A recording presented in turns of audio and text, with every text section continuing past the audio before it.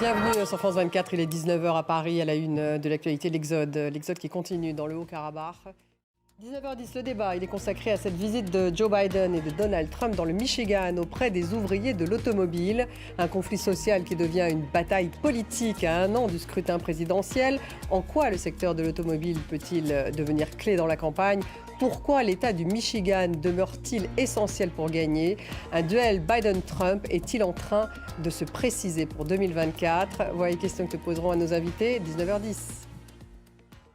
Il serait plus de 50 000 Arméniens du Haut-Karabakh à avoir déjà franchi la frontière de l'Arménie. Et pour ajouter à leur tourment, plus de 100 personnes sont toujours portées disparues après l'explosion d'un dépôt de carburant. Noémie Roche.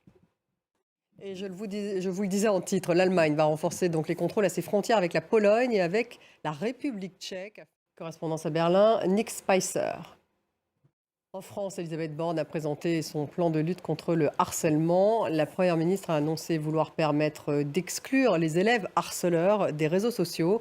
Et elle promet une mobilisation générale et une lutte implacable, dit-elle. Gabriel Attal, le ministre de l'Éducation, a annoncé quant à lui la généralisation de cours d'empathie à l'école à la rentrée 2024. On écoute Elisabeth Borne.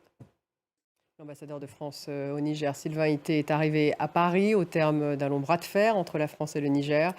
La chef de la diplomatie française, Catherine Colonna, l'a reçu au Quai d'Orsay pour le remercier, ainsi que remercier ses équipes. Nabia Makloufi. Le Maroc désigné pays hôte de la Coupe d'Afrique des Nations 2025. L'édition 2027 se tiendra au Kenya, en Ouganda et en Tanzanie. C'est ce qu'a indiqué le président de la CAF, Nabia Makloufi.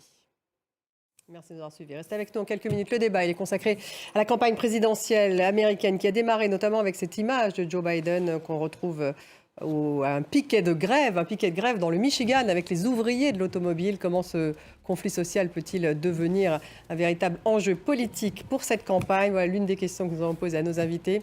C'est dans quelques minutes.